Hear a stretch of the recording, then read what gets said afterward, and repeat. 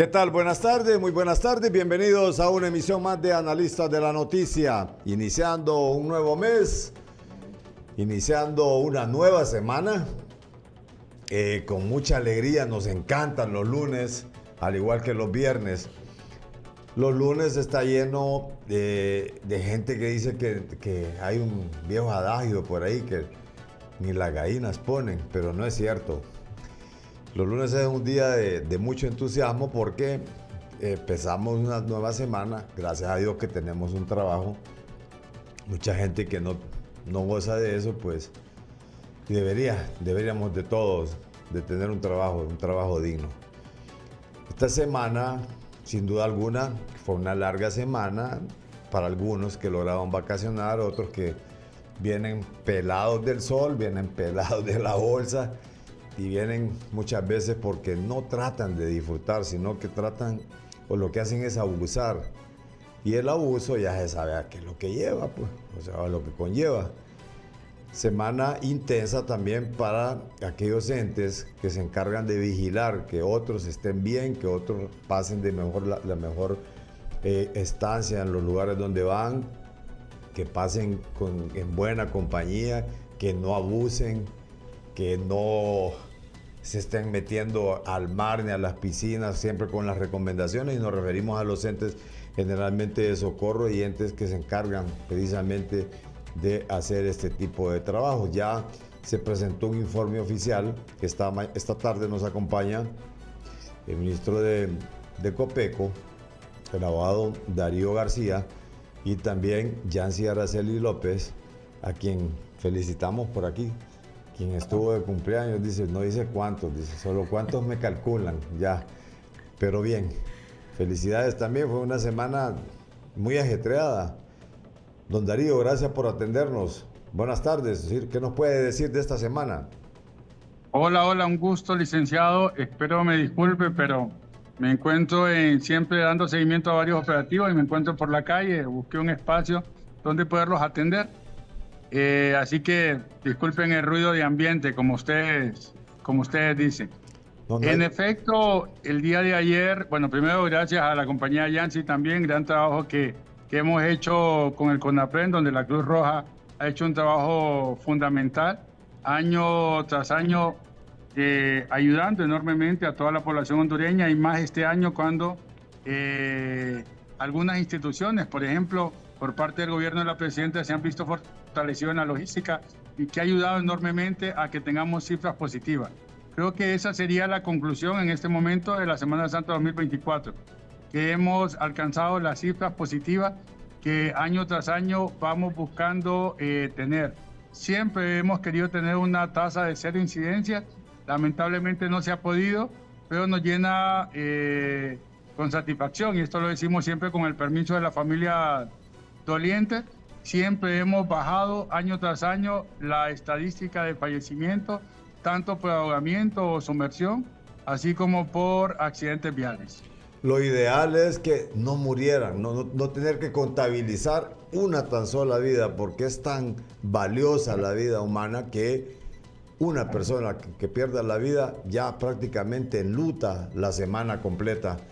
Pero se trata, como dice usted, de bajar lo menos posible y de hacer ese conteo a diario, de decir, tantas personas fallecieron, que eso es lo más terrible para la familia, ¿no?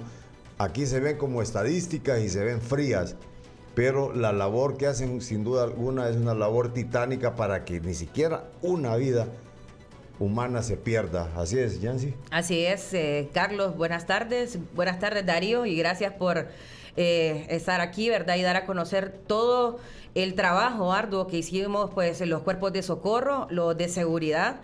Y esto con el fin, como lo mencionaba Carlos, de poder minimizar en todo caso pues este tipo de estadísticas. Realmente es para nosotros una situación de dolor cada vez que se pierde una vida, ¿verdad? Tomando en cuenta, y como lo mencionaba Darío inicialmente, pues dar nuestro sentido pésame a las familias de estas personas que perdieron sus familiares.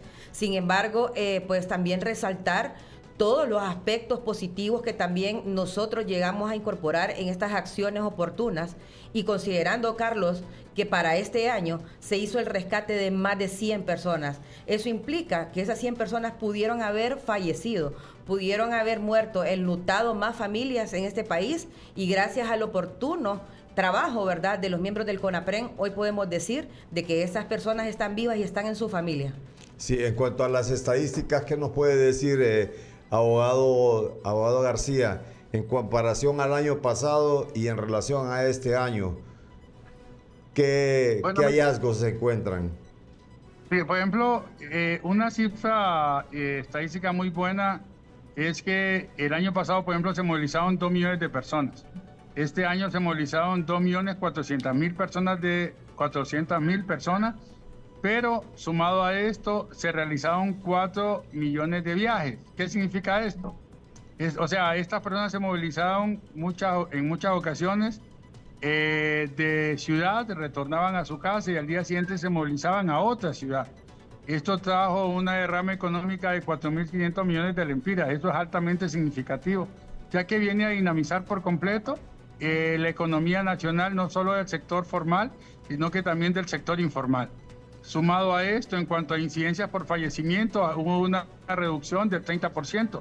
El año pasado tuvimos 27 fallecimientos, todos por ahogamiento o sumersión. Este año tuvimos 18 por sumersión, 2 por accidentes viales y un accidente más, una persona más por una muerte natural.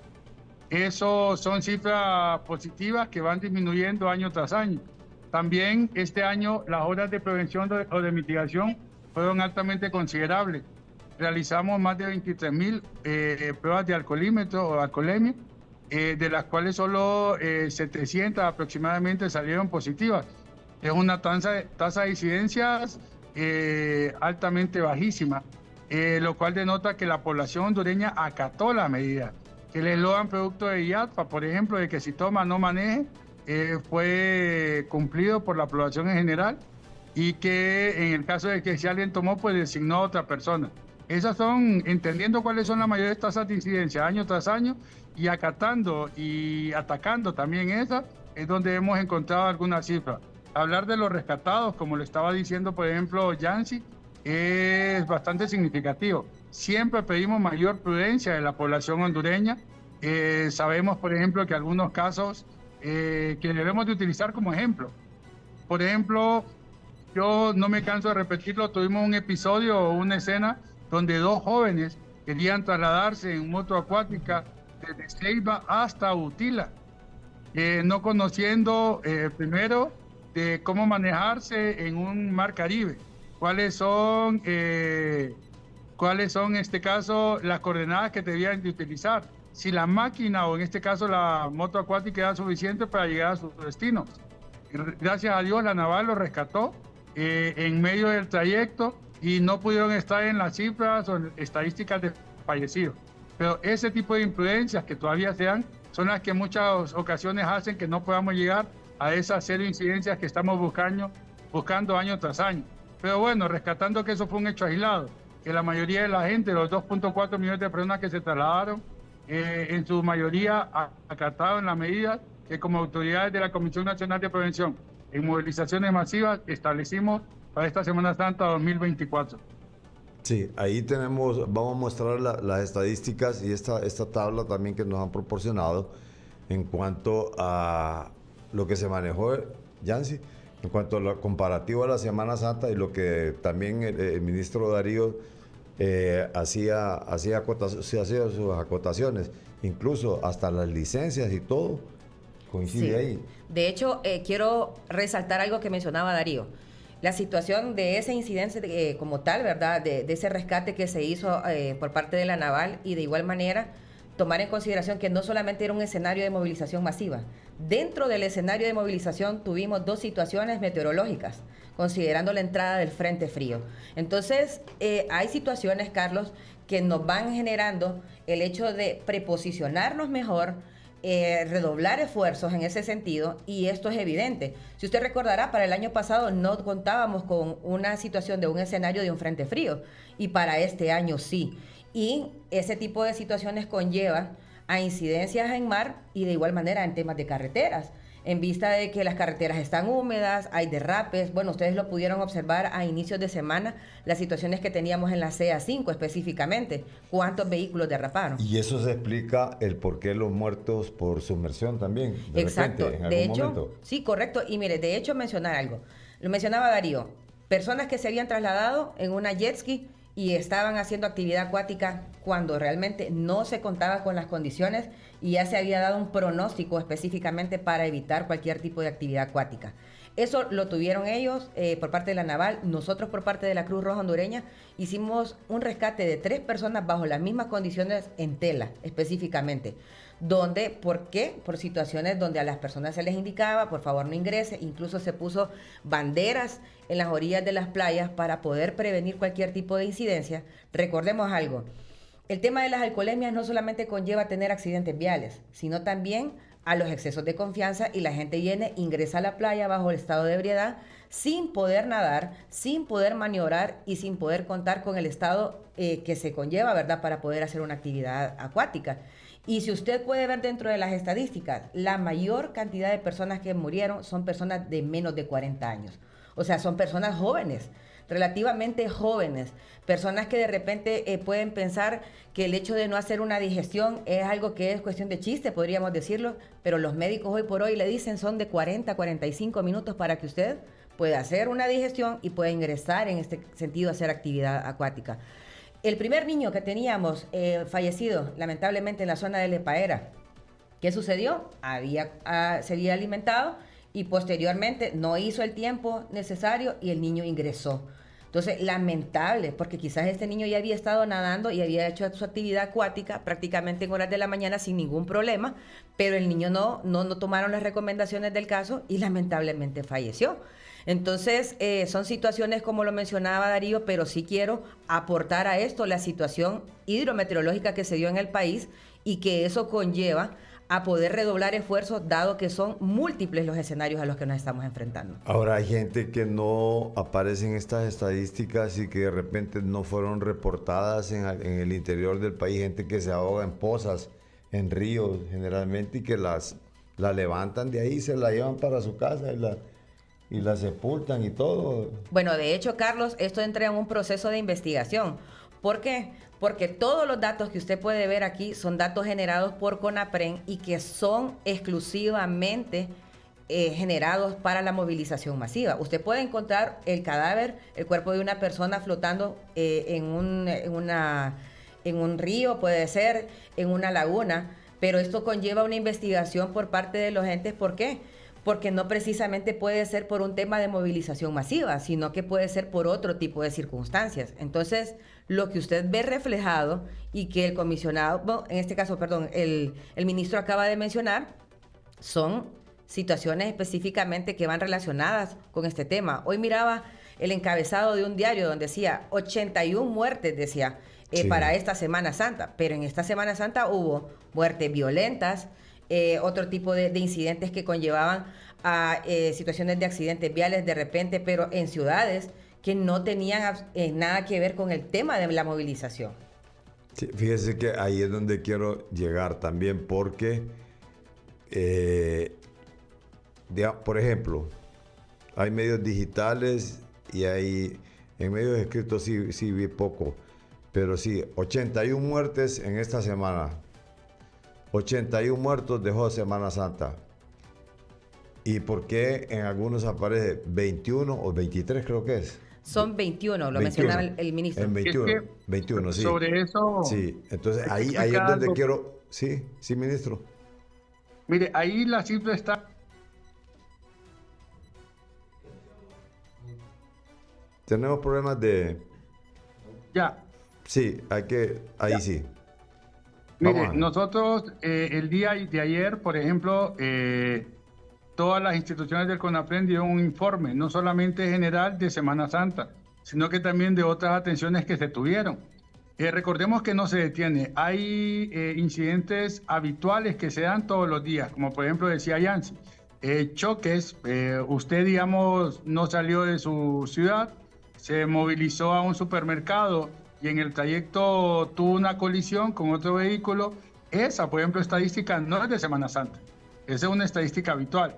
Ayer el general de la Policía Nacional les decía claramente que hubo 60 homicidios en esta Semana Santa, más los 21 fallecidos de CONAPREN, ahí suman los 81 que dijo ese diario. Esos 80, si los comparamos con otros años, más bien se vio reducido. Ayer se estaba dando la estadística, por ejemplo, el año pasado, en cuanto a homicidios, estábamos hablando casi de 90 homicidios que se dieron solamente en la Semana Santa, que no tiene que ver con la temporada de verano, sino que es los homicidios habituales que se dan toda la semana. Hay que apartar. Nosotros como Comisión Nacional de Prevención en movilizaciones masivas lo que atendemos es a las grandes cantidades que se mueven por temporada de verano, de ciudad a ciudad a turistear, ya sea una playa, ya sea una montaña, ya sea una ciudad donde hay turismo religioso o turismo cultural. Pero aquellos casos habituales, por ejemplo... Sí, hemos perdido la estadística, otra vez, la estadística de violencia doméstica en los hogares donde esas personas que no salieron. Eso no se puede contabilizar en una CONAPREN porque no está ligado a las movilizaciones masivas por Semana Santa. Y tal vez ahí piensa que trata de desinformar o no informa correctamente bien a la población en general. Y lo que ve es una alarma general y no las cifras estadísticas correctas. Se disminuyeron las estadísticas en todos los sentidos. Hay que decir algo también. Estos cuerpos de rescate y de socorro que conformamos el CONAPREN, no solamente estuvimos atendiendo la Semana Santa, también atendimos otro tipo de emergencias. Solo el día de ayer estaban activos más de 80 incendios a nivel nacional y se tenía personal voluntario atendiendo también ese tipo de situaciones. Sí, de hecho, hemos estado trabajando bajo los diferentes escenarios, tomando en cuenta algo, Carlos. Cada vez que se hace un plan interinstitucional, conlleva generar las diferentes amenazas con las que nosotros contamos en el momento. Y una de ellas la mencionaba Darío ahorita, decía el tema de los incendios forestales. Prácticamente ya han habido más de 800 incendios forestales, los cuales ha reportado el Instituto de Ciencias Forestales. Y en ese sentido nos hemos empeñado varias instituciones. Y ustedes dirán, pero ¿qué anda haciendo la Cruz Roja ahí? Si ellos son tema prehospitalario. Es un tema prehospitalario, pero contamos con recursos que los ponemos al servicio de la población. Contamos con cisternas y estas cisternas son puestas a disposición del Cuerpo de Bomberos para poder abastecer en un momento de emergencia. Entonces, dentro de los planes y en el plan de CONAPREN van amenazas desde la parte social, la parte de eventos que se pueden generar naturales, situaciones provocadas por el hombre, ¿verdad? Porque eso es producto de la gestión de riesgo. La gestión de riesgo es algo tan amplio que incluye, ¿verdad? Como le digo, la planificación es estratégica y específica y va de acorde a los escenarios que nos podemos presentar. Vayamos en este sentido, Cenaos ya se había presentado con un pronóstico, ¿verdad? En tiempo y forma, para que nosotros como cuerpos de socorro pudiéramos tomar las medidas correspondientes. Entonces, ¿qué se hizo? Se llevaron megáfonos, se preposicionó equipo en las diferentes costas, de igual manera en temas de carreteras, y eso lo hemos venido reforzando. Años atrás hemos trabajado 20,000 personas, 25,000 personas, pero cada año nos vamos viendo más personas involucradas con el fin de poder generar una seguridad específica, tomando en cuenta ya situaciones históricas que han sucedido. Como decía el ministro, de repente hay situaciones que antes solamente eran un eje y era el eje de seguridad, ahora es el eje de turismo y derrame económico. Entonces, en ese sentido, para que pueda haber un derrame económico y nosotros como país podamos generar esa seguridad, porque esta no es una movilización solamente nacional, sino también internacional. Entonces, ¿qué generamos nosotros a través de nuestras medidas preventivas y qué estamos vendiendo a nivel internacional? Porque Honduras tiene diferentes destinos turísticos y el tema de la cobertura, que no solamente debe ser una cobertura a nivel del CONAPREN y de los cuerpos de socorro, sino también la incorporación de las alcaldías como tal, considerando que ellos tienen sus comités de emergencia municipales y que quién mejor que ellos conocen sus zonas. vamos, usted tiene una situación, tenemos balnearios artesanales, donde hay pozas, donde hay diferentes destinos que a la gente le gusta ir, pero ¿quién mejor conoce el comportamiento de esos lugares que las mismas personas que son originarias de ese lugar? Por ende, las alcaldías. ¿Para qué? Para tener una mejor cobertura, un mayor alcance y control de las situaciones y evitar este tipo de incidencias. Ahora, yo quiero ejemplos más convincentes, o sea, para la población también, porque esto ocurre en la Semana Morazánica también, que hacen un cierre de los mismos actores de CONAPREN, hacen un cierre ya el día domingo y dicen en la Semana Morazánica se reportaron tantas víctimas, al igual que en Semana Santa. Pero ¿qué pasa? ¿Qué pasa con todos esos homicidios? ¿Qué pasa con todo, o sea, con la gente que falleció en algunas circunstancias que están dentro de la semana? Y como dice el ministro, que hay algunos medios que tratan de desinformar. No, porque digamos en este caso, ahí sí voy a meter la mano, porque el mismo informe de CONAPREN señala que hubo 81 personas fallecidas durante la semana.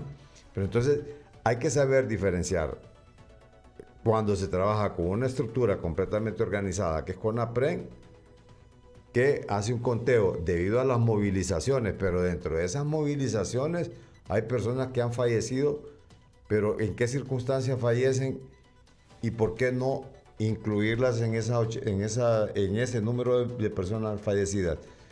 Un ejemplo.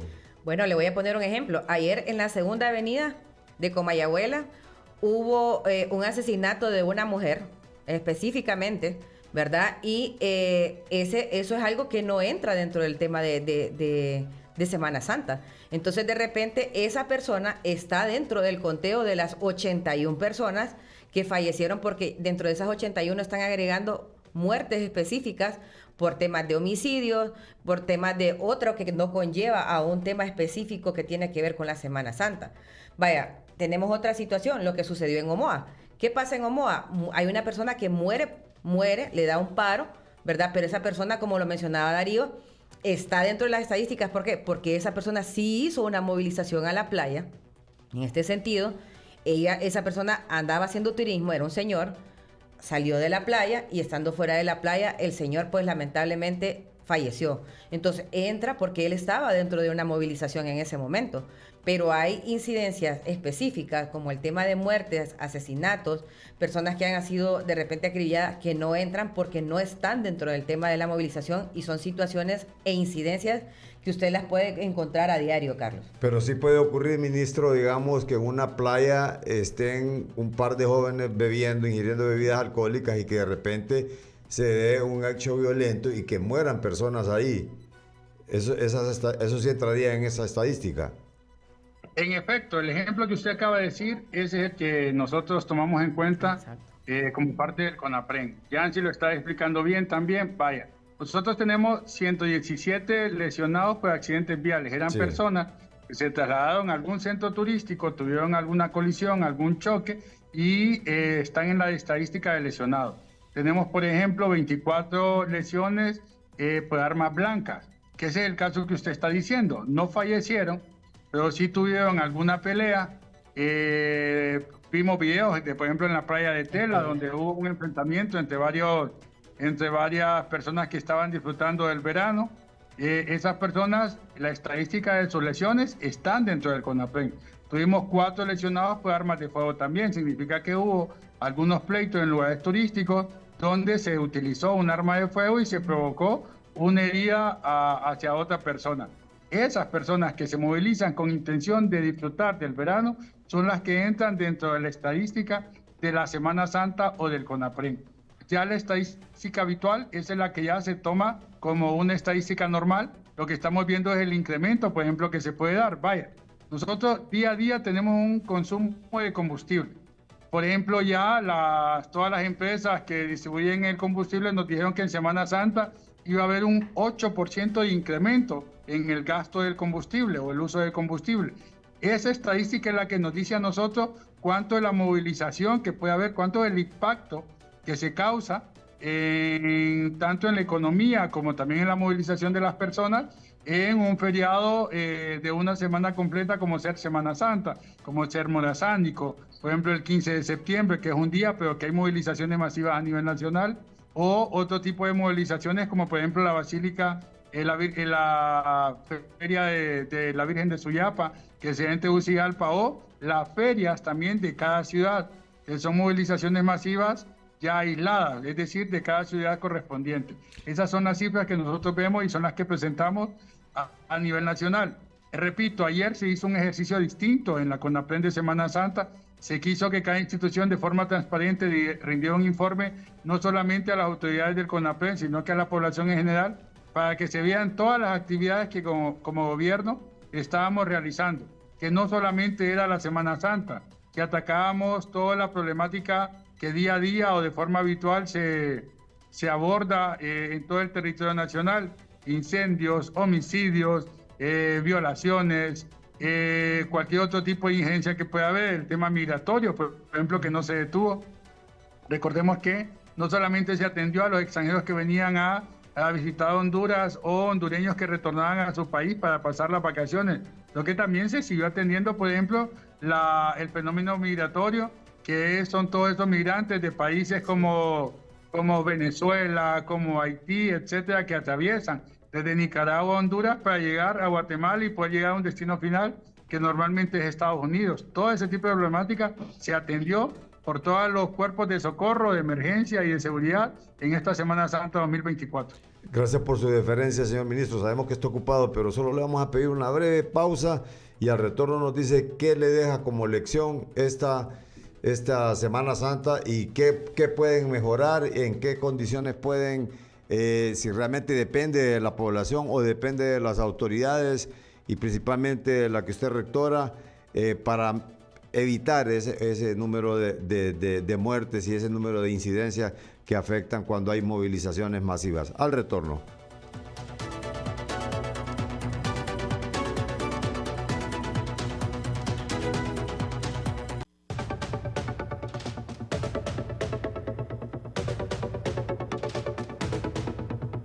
Bien, retomamos este diálogo esta tarde con el ministro de Copeco, el abogado Darío García, y también con Yancy Araceli López, su gerente de gestión de riesgos de la Cruz Roja hondureña.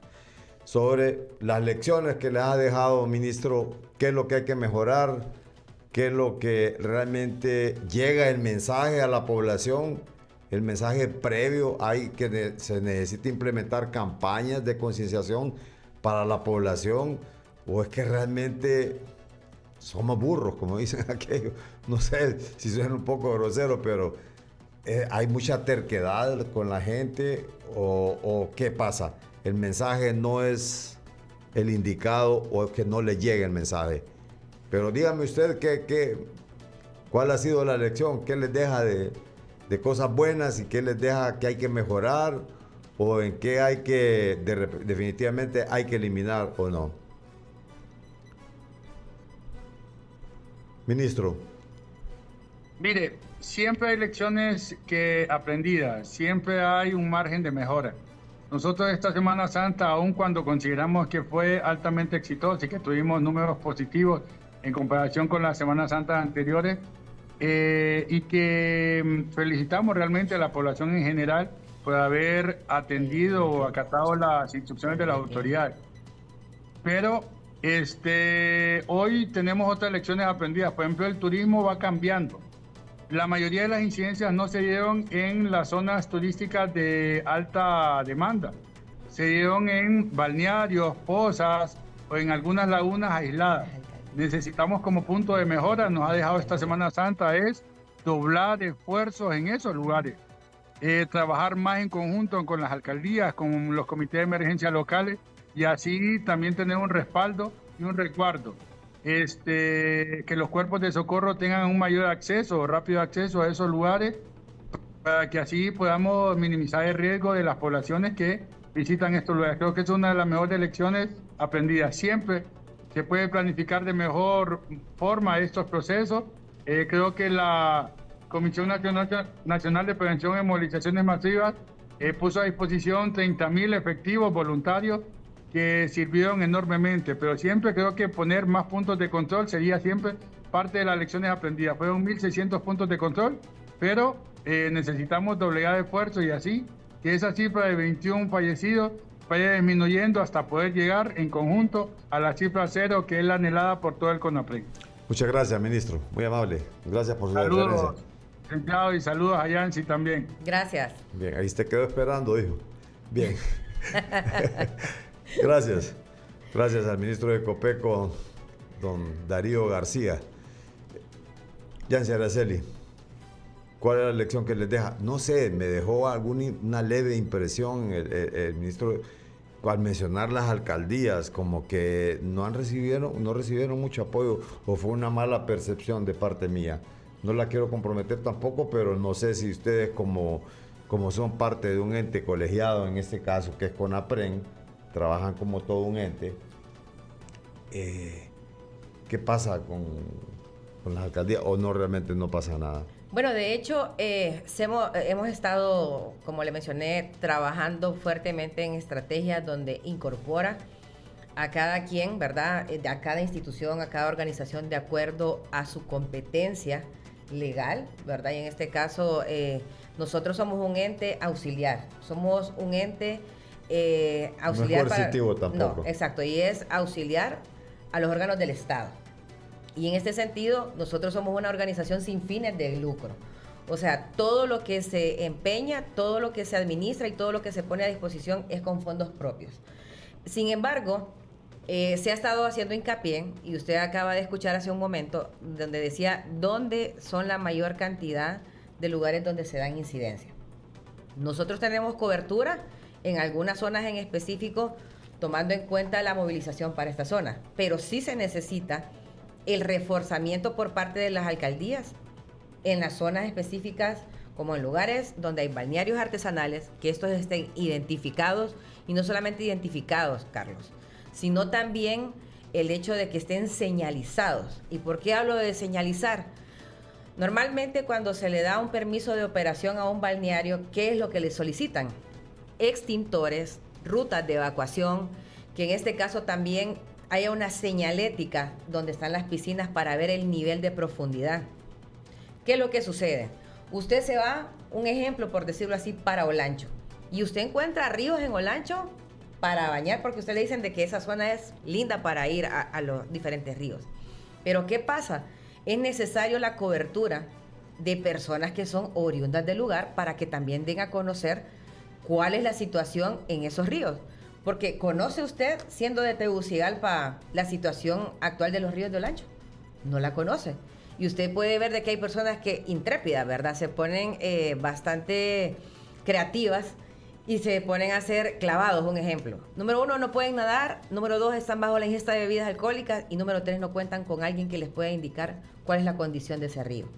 Entonces, es importante la incorporación, en este sentido, de la parte local en estos lugares. Y como le mencionaba, no solamente eso, recordemos algo, los establecimientos turísticos son establecimientos privados. Y en este sentido, si un establecimiento es privado y tiene un permiso de operar, ¿verdad? Tiene un permiso de operación por parte de una alcaldía, se debe de hacer una verificación previa, no solamente para saber si tiene un extintor, no solamente para saber si tiene rutas de evacuación, sino también para saber si tiene un guardavidas. ¿Por qué? Porque en muchas ocasiones, ¿qué es lo que sucede? Usted tiene 2, 3 piscinas, un ejemplo, en un establecimiento donde es un balneario, y tiene aquel establecimiento repleto de personas y no tienen ni un tan solo guardavidas. ¿De quién es la responsabilidad de tener un guardavidas? Del dueño del local. ¿Por qué? Porque están prestando un servicio, pero el servicio no solamente es el tema de la piscina, no solamente es el tema de la alimentación, no es solamente la situación de la seguridad. La seguridad es sumamente amplia y la seguridad es de tener guardavidas para tener una cobertura a nivel de todas las piscinas que ellos tienen. Usted va a ciertos lugares donde usted va a encontrar 3, 4, 5 piscinas. ¿Usted cree que un guardavidas va a tener la capacidad instalada para atender 5 piscinas en un solo lugar? ¿De quién es responsabilidad? Es del dueño del establecimiento contar con equipo preparado, ¿verdad? Y en este caso con capacidades instaladas para poder responder ante cualquier situación dentro de su establecimiento. Y ahí la exigencia es por parte de la alcaldía al centro recreativo. Porque en este caso, recuerden, nosotros tenemos cobertura en playas, Y las playas son playas públicas, Carlos. Por ende, nosotros estamos en lugares públicos y de igual manera en algunas zonas en específico de carreteras, porque son zonas abiertas donde hay tránsito. Pero, ¿qué es la importancia de esto? Ok, yo hago una revisión desde antes para saber con qué cuenta el centro turístico, si cuenta con todas las medidas sanitarias también. Los compañeros de ARSA han estado haciendo un trabajo previo, verificando el tema de los alimentos, que no estén en mal estado, que haya una buena preparación. Y ellos se han anticipado y han regulado la parte sanitaria. Pero también necesitamos el apoyo, ¿verdad? En este sentido, de regular este tipo de aspectos, ¿verdad? En los centros turísticos que son privados. Tomar consideraciones y de igual manera no solo privados, en establecimientos públicos también, como zonas, como le digo, usted va a Nueva Armenia, un ejemplo. Todo el mundo conoce las pozas azules, que son tan lindas y que todo el mundo habla de ellas y todo. Que se mueve buen agua ahí, por cierto. Exacto. Y mire, ahí la alcaldía se ha preocupado por tener personas y dar a conocer las condiciones para que no haya un abuso o algo. Y hoy por hoy nosotros no encontramos incidencia reportada de esa zona. Usted que tiene muchos años de poder cubrir estas fuentes, dígame. No hemos reportado. Ahorita lo desastroso de Nueva Armenia fue el incendio, ¿no? Sí, exacto. Y mire, son situaciones específicas y claves, ¿verdad? Pero ¿qué sucede? Vaya, tenemos una zona, tenemos Tornavé en Tela. ¿Qué sucede en Tornavé? El patronato de Tornavé toma el control de su comunidad. ¿En qué sentido? Ya vienen ellos y desde la entrada van haciendo un ordenamiento territorial y van poniendo a disposición, estos son los espacios de nuestra comunidad para estacionamiento. Vienen y hacen una franja a nivel de Tornavé, desde donde está la laguna, hasta que pegamos prácticamente a un lugar turístico que hay. ¿Qué sucede? Cuando usted va a ingresar y el oleaje está muy alto, ellos vienen, la comunidad garífuna de esa zona, y le dice, no ingrese en este momento, porque la marea está muy alta. ¿Qué mejor que ellos que conocen bien el mar, Ellos ¿no? son oriundos del lugar, Carlos. Sí. Entonces, ¿qué es lo que sucede? Eso previene que haya mucha incidencia. Y antes en Tornavé había cualquier cantidad de situaciones. Pero ¿qué significa? Que hay una participación de la parte comunitaria que conoce los lugares. Y recordemos algo, como instituciones, como organizaciones de gestión de riesgo, hemos trabajado en el fortalecimiento de las capacidades de los comités de emergencia locales y municipales. Y dentro de los diferentes escenarios están las movilizaciones masivas. Entonces, ¿qué es lo que nosotros necesitamos? Esa incorporación por parte de la comunidad, ¿verdad? Para poder ser buenos anfitriones, porque al final, mire, si yo me movilizo para una comunidad de la que no soy, de la que no tengo familia, yo dejo un derrame económico en esa zona. Entonces, ¿qué tengo que hacer? Tratar también... Atenderlo bien. ¿Y de qué manera? Para que regrese. Pucha, dice usted, fui a tal lugar y eran qué hospitalarios son. Me dijeron que no ingresara aquí porque el comportamiento del río había cambiado en el momento de las lluvias. ¿Cuánto sedimento quedó? ¿Cuánta basura quedó dentro de ese río? O ya el remolino no se hace aquí, sino que se hace acá. ¿Cuántas piedras también? Exactamente. Arrastró. Entonces, uno es intrépido. Usted va a esa zona yo recuerdo mucho el tema de San Matías.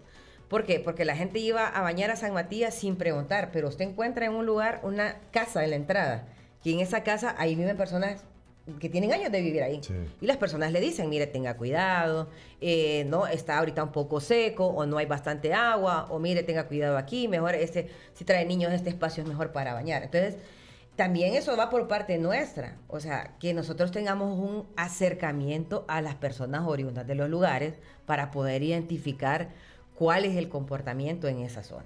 Es decir, que aquí lo importante es que se involucre los miembros de las comunidades para orientar al turista. Exacto.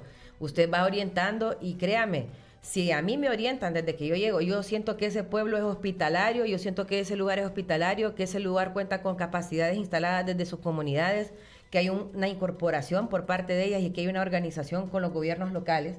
¿Y eso qué me indica? Se siente seguro, ¿no? Exactamente. Entonces, esas son las cosas que nosotros venimos observando. Y recordemos, todavía nos faltan actividades de Semana Santa, de Semana Morazánica, ¿verdad? Donde también todavía tenemos esos espacios para mejorar lo que mencionaba el ministro Darío, de la conformación de equipos también de las mismas ciudades para poder fortalecer esas áreas. y considerando que ya para en octubre nosotros tenemos temporadas de lluvia, ¿verdad? Tenemos que anticiparnos. Me da risa porque ya mis compañeros y yo pues molestábamos que ya huele a semana morazánica cuando terminaba ayer, ¿verdad? El día. Pero son parte de las actividades que tenemos que cubrir y que este escenario nos deja lecciones aprendidas para la siguiente jornada que nos viene. Pero cuando dicen ya huele semana morazánica, ya huele a desvelo, ya huele a trabajo. Ya huele a todo, porque 24/7. nosotros no paramos. Al final, mire, hoy nosotros terminamos ayer la atención por semana morazánica. Pero la vida... por la Semana Santa, estoy confundida, por la Semana Santa. Pero ya a partir de hoy, ¿qué sucede? La vida continúa, los incidentes continúan. Honduras tiene la mayor situación de accidentes viales, es la número 2 en el país. ¿Y qué es lo que sucede? Nosotros tenemos que estar empeñados trabajando. Darío mencionaba y decía, el tema de migración. Hoy por hoy nosotros contamos con puestos de servicios humanitarios como Cruz Roja a nivel de las diferentes entradas y salidas donde hay paso migratorio, exacto, y estamos atendiendo y no hemos dejado de atender. Entonces, ya ayer, como es el periódico de ayer, pero hoy la vida continúa y necesitamos seguir trabajando y agilizando y afianzando todas las operaciones que realizamos en el día a día. Es decir, que ustedes ya están pensando en la programación de la Semana Morazánica. Claro que sí, ¿por qué? Porque estamos viendo, como decía usted, siempre en toda operación hay casos de éxito y también las situaciones por mejorar. Entonces, ¿qué teníamos ahora? ¿Con qué podemos reforzar? ¿Desde dónde podemos hacer las gestiones para podernos preparar? ¿En qué necesitamos mayor preparación? ¿Y en qué tenemos que tener mayor preposicionamiento? Sí, porque vemos qué cantidad de incidencias solo la Cruz Roja atendió en esta Semana Santa. Mire, importante mencionar, ¿va? Pero por su importancia y relevancia lo tenemos que mencionar. Fueron 579 atenciones en ambulancias. De las cuales en ambulancias. En ambulancia. Que de repente usted puede llegar y no precisamente puede hacer un traslado, ¿verdad? Sino que llega, hace la atención prácticamente de primeros auxilios en el lugar porque no necesitó un traslado. Esa fue la cantidad. Y traslados prehospitalarios fueron 464 traslados. O sea, que sí las personas necesitaron ser llevadas a un centro asistencial. ¿Y con cuánta gente movilizó la Cruz Roja? Nosotros teníamos... Porque imagínense qué cantidad de atenciones, pues. Mire, Carlos, son 9 días. 9 días de operativo. En esos 9 días de operativo nosotros movimos más de 2.500 voluntarios a nivel nacional. Y existían en ese momento preposicionados en calles, carreteras, específicamente lugares turísticos, en playas, 215 puestos de socorro. A esos 215 puestos de socorro, súmeles que estaban los 53 consejos de la Cruz Roja hondureña, que las personas cuando sienten alguna situación que necesitan ser atendidas, nos buscan. Llaman a la Cruz Roja. Exactamente. Sí. Entonces, ¿qué es lo que sucede? 215 puestos de socorro y de esos 215 puestos de socorro activos en las diferentes filiales. Nosotros hoy por hoy a veces estamos en las oficinas aquí en Comayagüela y estamos trabajando bajo cualquier circunstancia. Y esto sin descuidar la parte del migrante tampoco. Nada de descuidos. Se mantuvieron activos los puestos de servicios humanitarios para poder dar atenciones de primeros auxilios psicológicos, atenciones de primeros auxilios como tal, y el tema de la asistencia humanitaria que para nosotros no deja de existir. El tema de hidratación, porque usted llega, mira y encuentra personas que llegan totalmente deshidratadas, que necesitan un tipo de atención en específico. Imagínense que de estos 579 fueron atenciones en ambulancias y se hicieron 464 atenciones de traslados a centros asistenciales. Personas que necesitaron una atención ya hospitalaria y que necesitaban la movilización. Entonces tuvimos una actividad bastante fuerte, tomando en cuenta que también estuvimos en actividades litúrgicas. Y recuerde, las carreritas de San Juan, ¿a qué horas comienzan? Sí. 4:30 de la mañana. Ya teníamos equipo preposicionado en los diferentes lugares, tomando en cuenta que Comayagua es un lugar referente donde se hacen este tipo de actividades. Tegucigalpa, San Pedro Sula, La Lima, Puerto Cortés, y ahí estábamos nosotros. E incluso mencionar, hay una regulación en Puerto Cortés, específicamente en la zona de Omoa, donde se tomó la determinación de que se cierra la playa para no generar actividad acuática después de las 6 de la tarde. Ajá. Pero ¿qué sucede? Esas ¿Y personas, por qué? ya es una regulación de parte de las alcaldías por un tema de tomar medidas preventivas y evitar que las personas bajo la ingesta de bebidas alcohólicas ingresen. Ya de noche. Exacto. Entonces, mire qué interesante y felicitar a la alcaldía, pues, de tomar estas medidas. Es una alcaldía referente porque saben que muchas personas, Carlos, llegan a acampar a la orilla de la playa. Entonces, ¿qué sucede? Eso provoca incidencia en horas de la noche. ¿Y qué implica para nosotros? Tener equipos preposicionados también con turnos en roles de noche, amanecer. 24 horas. Exacto. ¿Por qué? Porque tenemos personas acampando en esa franja. Personas que se quedan. Usted ve Tela, yo recuerdo, y nunca se me olvida, en una Semana Santa en Tela, que también tuvimos la entrada de un frente frío y habían muchas personas en Tela acampando. ¿Y qué sucedió? Empezó a llover, habían fuertes vientos, y usted recuerda que la capacidad de una tienda para acampar y no tiene un buen anclaje, obviamente... No, y máxima en la arena, ¿va? La va a botar, entonces porque no tiene un buen anclaje. Entonces, ¿qué sucedió? Hubo que alojar a esas personas y esas personas inmediatamente se trasladaron para el Consejo de la Cruz Roja allá en Tela, ¿verdad? Y fue una respuesta rápida e inmediata porque había que apoyar también a la alcaldía para poder alojar a esas personas, y si en algún momento había alguien que pudo haberse descompensado en esa zona, también atenderlo. Entonces, son múltiples las atenciones, personas que se movilizan y que quizás se les olvida agregar dentro de su maleta sus medicamentos, personas que tienen problemas de diabetes, de la presión, y recordemos que hemos tenido una alta de temperatura, hasta 37 grados hemos logrado llegar. ¿Y qué es lo que sucede? Una persona que padece de la presión y no está contando con su medicamento, ¿cuál es el pronóstico de esa persona? Que se descompense. ¿Y quiénes van a estar ahí para atender? Nosotros, porque somos los que vamos a estar en el lugar para poder brindar cualquier atención que se deba de hacer.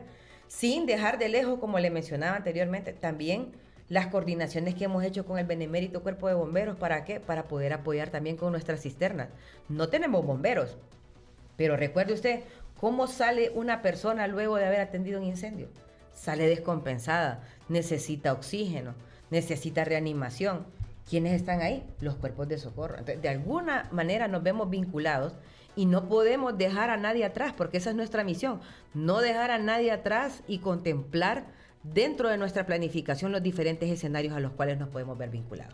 Y se han visto siempre, hay gente reacia al darle paso a una ambulancia. No está educada la población muchas veces, que anda al volante y que va con su sirena a la ambulancia y que no, más bien como que se le atraviesan. Sí, de hecho esa es una de las situaciones que hemos tenido, y voy a hacer memoria histórica de algo que sucedió. ¿Usted recuerda el incidente que se dio a la salida de Olancho, el bus donde lamentablemente perdió la vida más de 30 personas? Sí. Ese día, en una operación conjunta con todos los entes de socorro, hubo que llegar hasta la instancia de hacer extracciones vía aérea. ¿Por qué?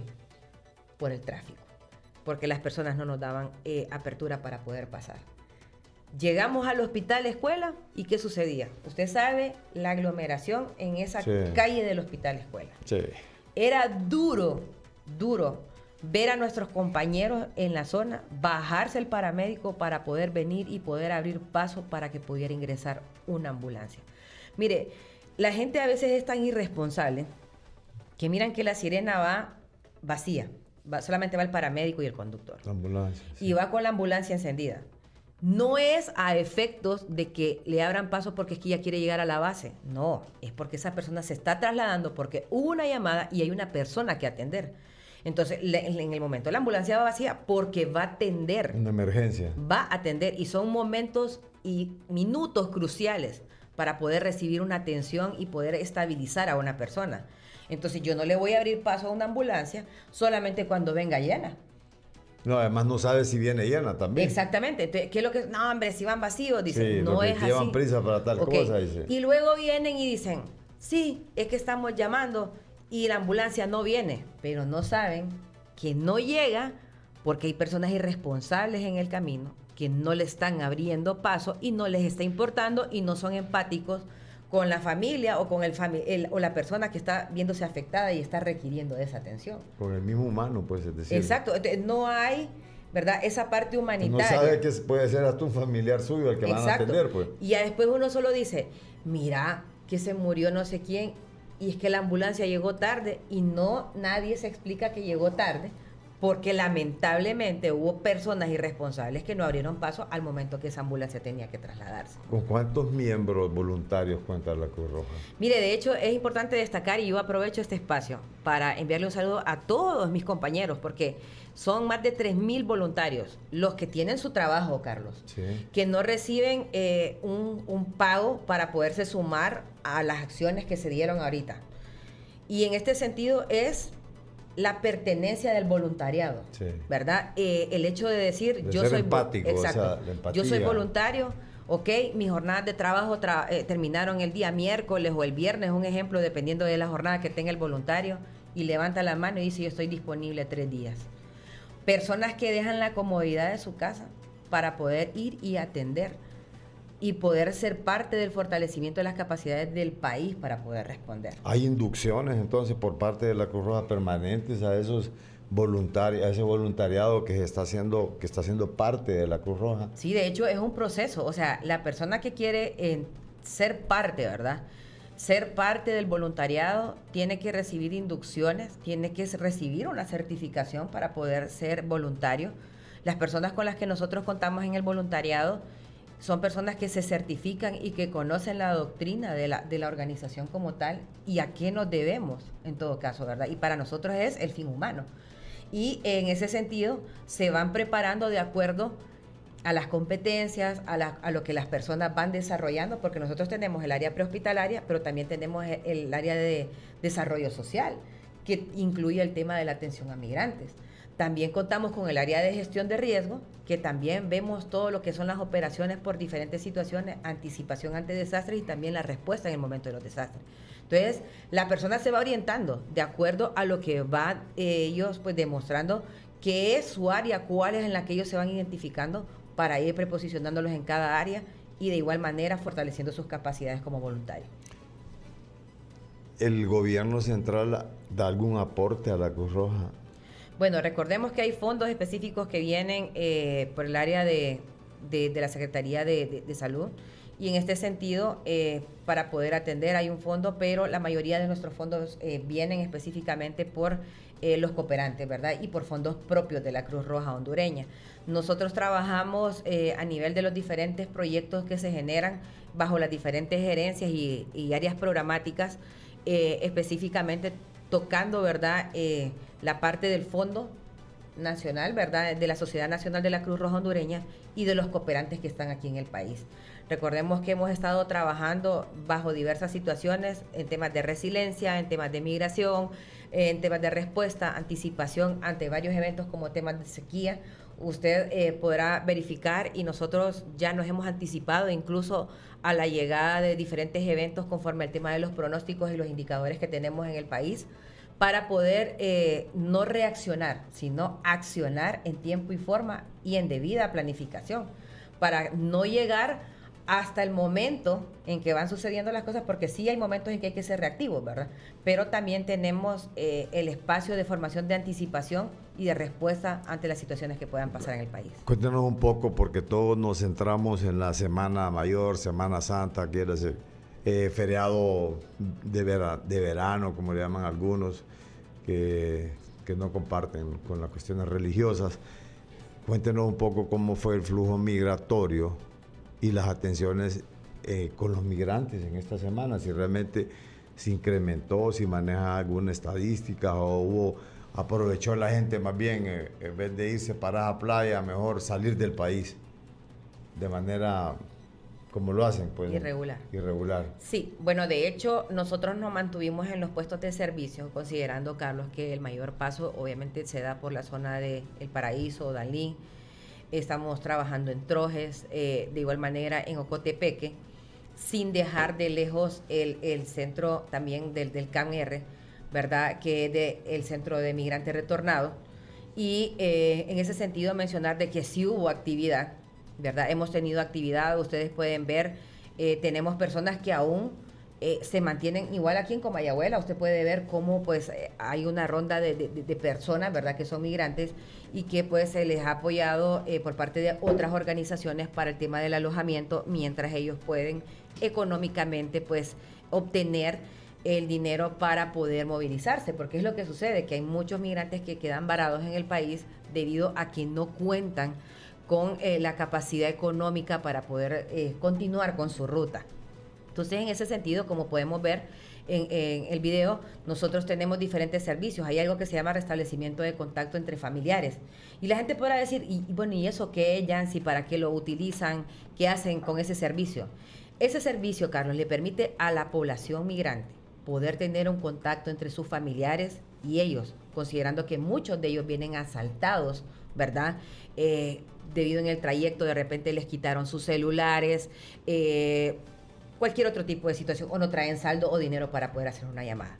Desde ahí, desde esos puntos, se les da un tiempo limitado para que la persona pueda comunicarse a cualquier parte del mundo de donde ellos vienen, para que ellos puedan indicarle a sus familiares cuál es su condición y en qué país se encuentran actualmente. Y poder hablar con un familiar, luego de haber hecho una gran caminata, travesía y de venir desgastado en todos los sentidos, es reconfortante. Y hemos podido ver la alegría de ellos de poder comunicarse. Como y que ellos les inyecta la energía. Claro, la energía, porque también ellos llaman, y cuando ellos llaman no solamente es un tema de venir y decir que están bien, sino que incluso de poder gestionar fondos para poder ellos continuar. Y por otra parte, ustedes miran ahí, hay el tema de la atención prehospitalaria. Nosotros tenemos una clínica aquí en Comayagüela donde las personas son atendidas. Ahí llegan muchas personas que necesitan suero, niños que llegan totalmente deshidratados, y aparte el tema de la atención psicosocial, que hoy por hoy las personas, el hecho de pensar en ir a un psicólogo todavía es un tabú. Sí. Y eso es algo que nosotros necesitamos. No llegamos a un psiquiatra, ¿verdad? Exactamente. Y mire, esto es parte de los tratamientos, ¿verdad? Y las atenciones que se le generan a ellos. Imagínese usted mira a un migrante y lo mira con una mochila. Y para nosotros la mochila es un significado de muchas cosas. Porque en esa mochila usted no solo trae la ropa, usted trae esa mochila llena de sueños, sí, de ilusiones. Y también muchas veces de tristeza por lo que he dejado. Exacto, de proyectos, de tantas cosas. O sea, la mochila del migrante representa tantas cosas para nosotros como trabajadores humanitarios, que nosotros desde que los miramos venir con esa mochila, nosotros pensamos más allá de lo que estas personas pueden traer dentro de ella físicamente. Para terminar, breve, ¿cómo está el banco de sangre? Estamos abastecidos y le voy a contar, bueno, justo antes de comenzar con la jornada de Semana Santa, hicimos una jornada que siempre la hacemos a nivel del voluntariado y del personal contratado por parte de la Cruz Roja para poder abastecer, considerando que pues la sangre es una gran necesidad. No podemos decir de que nos sobra, porque es algo que nunca sobra. Y eso es algo que también queremos agradecer a la población hondureña, porque el año pasado se incorporaron más de 11,000 personas que para nosotros ya se vuelven voluntarios donantes. ¿Cómo? Entonces es algo positivo, las personas ya están siendo más empáticas y se han dado cuenta pues que donar sangre es dar vida. Bien, muchas gracias, Yancy Araceli López, su gerente de gestión de riesgos de la Cruz Roja hondureña, y felicitaciones también a esos miles de compatriotas que se sumaron como voluntarios sin recibir nada a cambio. Sencillamente el hecho de salvar, de poder servir y ser un poco cada día más humano. Bien, hasta aquí, analistas de la noticia. Buenas tardes.